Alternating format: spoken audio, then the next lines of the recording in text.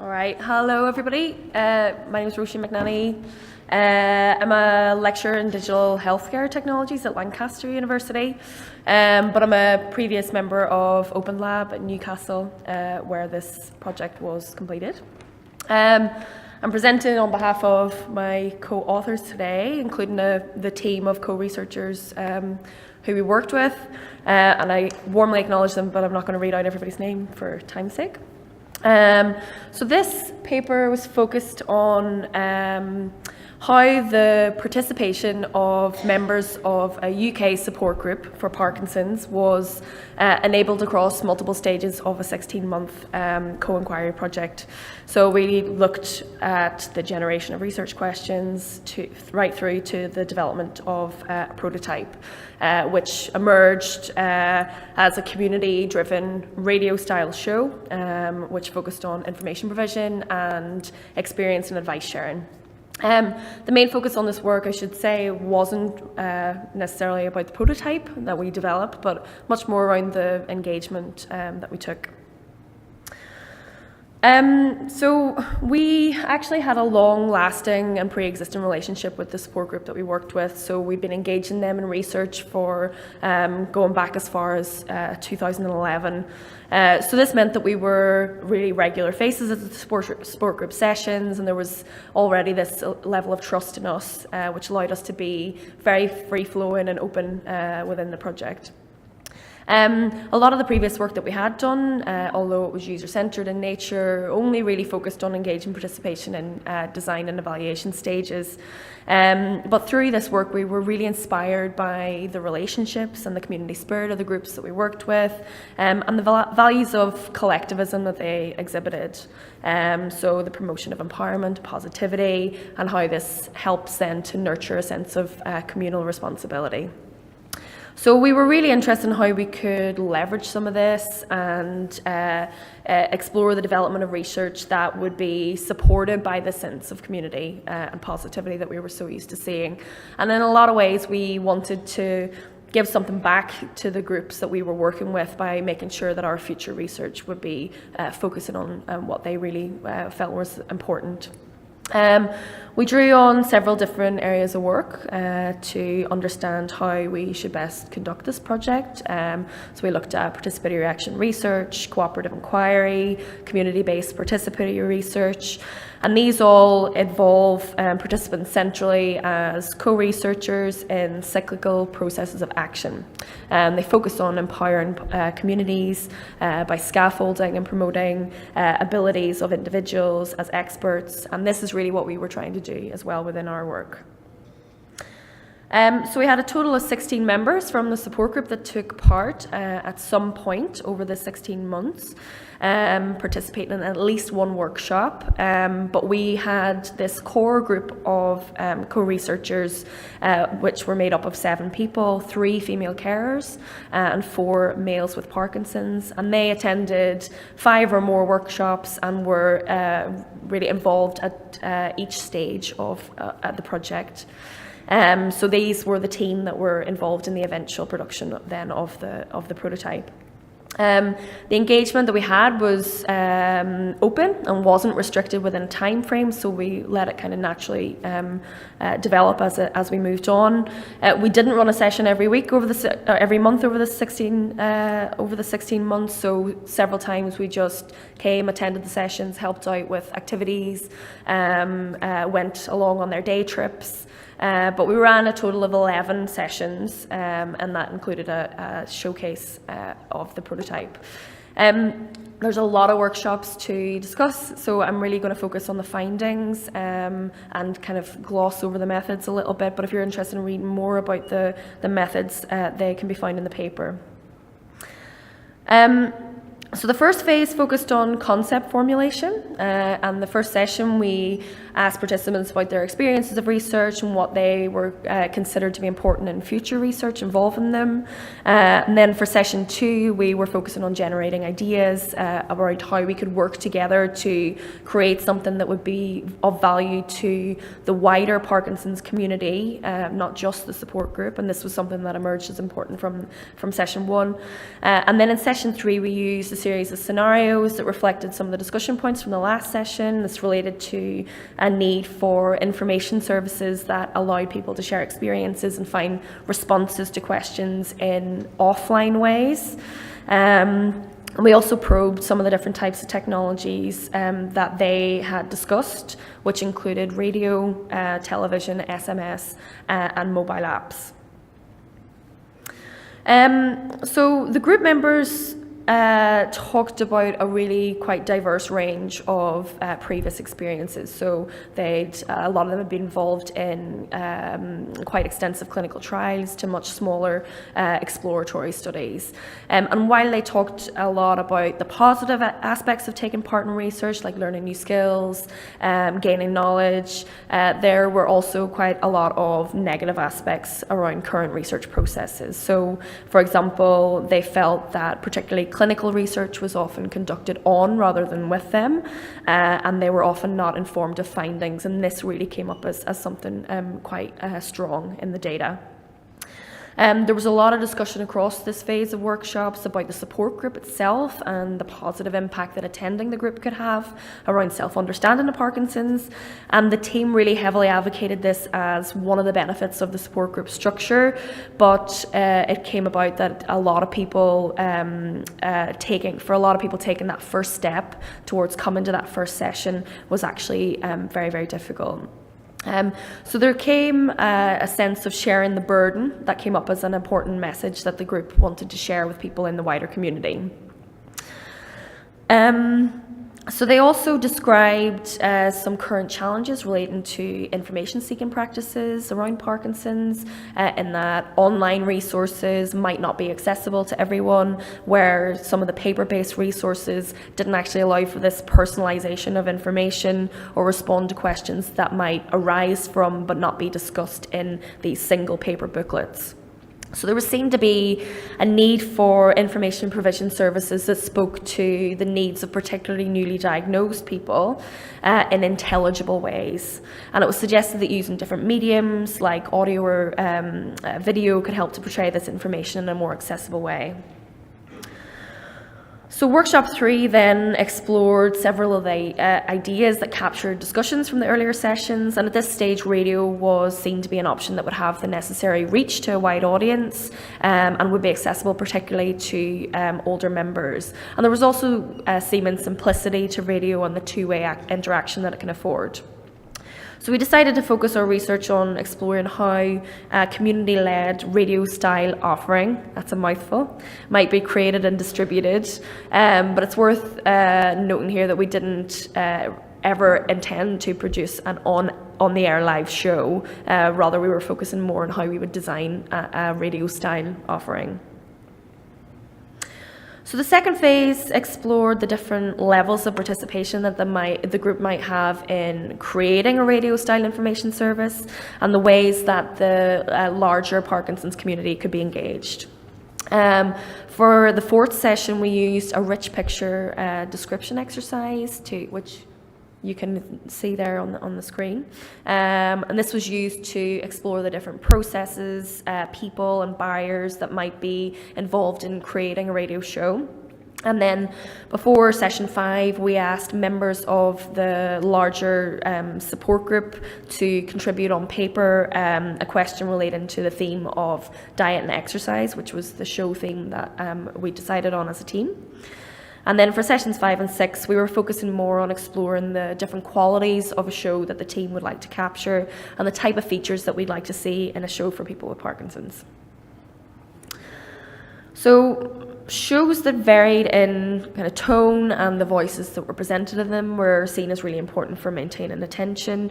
But the most important factor for an informative show was seen to be the quality of the speakers that were providing this factual information and advice. And the credibility of speakers as experts in their field then came up as something that was really, really vital. But we were surprised to see that a lot of medical professionals were not automatically given this sense of trust and this label of credible expert by the group. Other people living with Parkinson's, unsurprisingly, were seen as important contributors, offering valuable personal experiences that people could then relate to. So we decided that the structure of the show would then need to include segments that incorporate these personal experiences, and then secondly, sections on with expert speakers who could provide this clinical advice. But there was also seen to be some tension or concerns among the group around who would present this show and how the team would then contribute to the production. And while everybody was willing to discuss their own experiences of Parkinson's, and of course this is where their expertise and their comfort levels lay, nobody really felt like they would have the skills or the confidence to interview an expert or be the presenter of the show. So this was something that we were leaned on as the university researchers to then provide. So the final phase was the co-production. For the 7th session, we revisited the questions that had been submitted by the support group members and explored how these might be responded to in the structure of the show. Session 8 was then around paper prototyping, and in session 9, the members with Parkinson's took part in a recorded discussion around their experiences of diet and exercise, structured around some prompts that we'd created in the previous session. We as the university researchers then travelled out to do the interviews with the experts at the workplaces, and in session 10 we edited the show together to finalise it. So we played the team each of the interviews, and they were asked to hold up a stop sign when they had an editorial comment to make. We then went away and edited the show and sent the finalised version to the team then for comments. And then we showcased this to the in session 11 to the wider support group.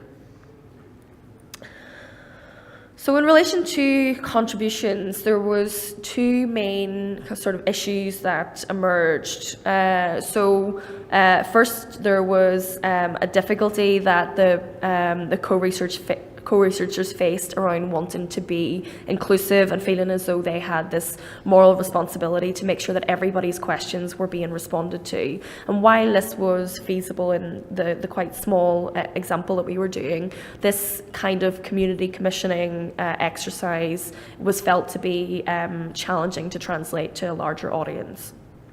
And this then gave rise to a second issue, which was around a concern that these large types of tasks,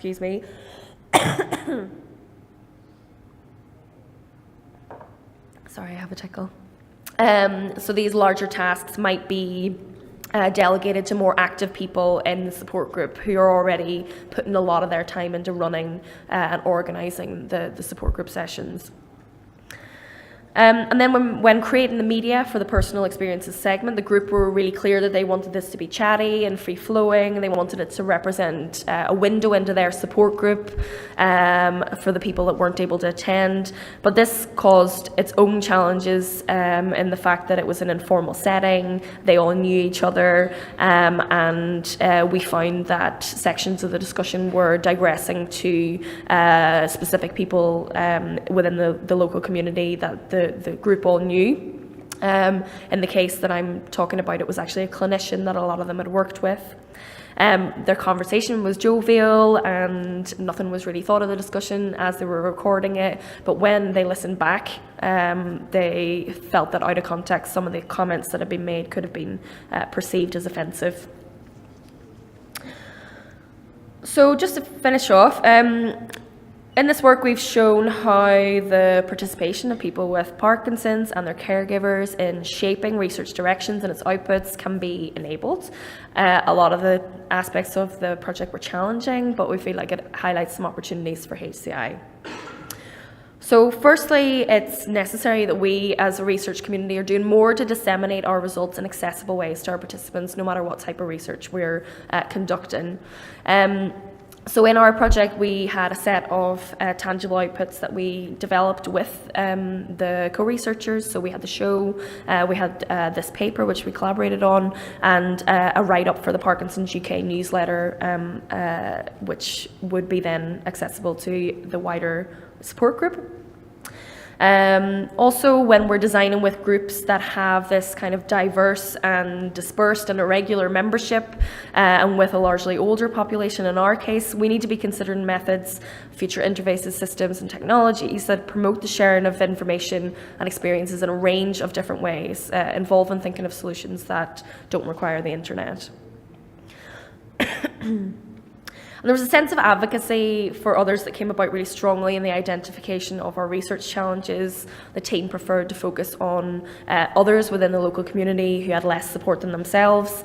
And in this sense, the close-knit nature of the support group could be leveraged to drive forward future promotion of these types of information systems and motivate other groups to create their own media content. But we also highlighted concerns around the fact that these activities might be taken up or indeed left to more active or able members or volunteers who are already very heavily engaged in shaping the community.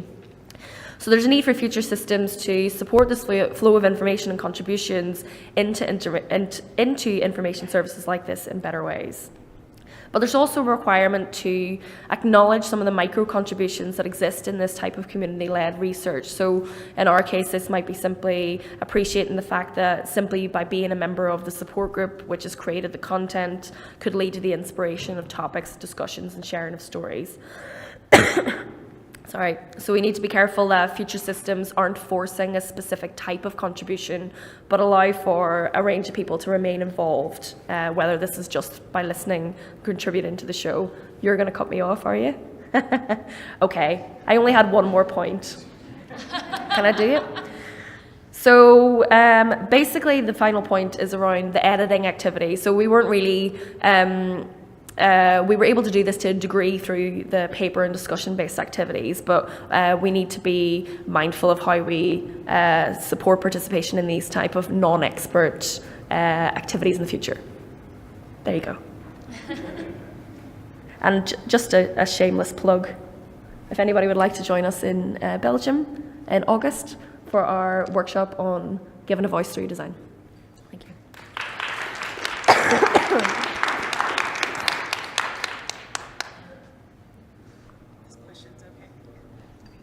Hi, I'm Jennifer Davidson at Mozilla, and I was wondering about the diversity of experiences that you saw in your support group. So I know that Parkinson's can manifest in a lot of different ways for different people. So did that come up at all when they were discussing it? And what was the diversity of the people in your support group? Yes, massively. It was something that actually came up then in the prototype and the personal experiences, and this was one of the benefits, I suppose, of having this kind of conversation-based approach to giving information in this way. They were really diverse. So the interesting thing about this project was the dip in and out of different people, and a lot of the people who, fluctuating symptoms are a given really when you're going to be working with Parkinson's, and we saw this even in our core group. So we had to really keep the session short a lot of times and be flexible in the way that we were beginning and ending sessions. So one participant in particular fatigued very, very easily, had other comorbidities. Sorry. So, I've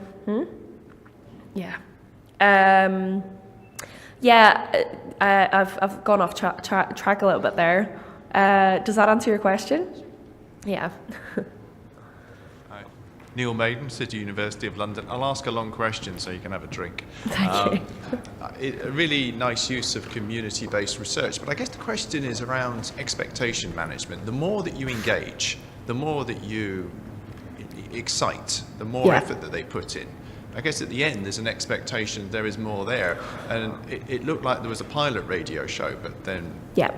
So how do you deal with that tension? Because, in some senses it may act against you in the medium and long term if you can't keep them there afterwards. So I definitely see our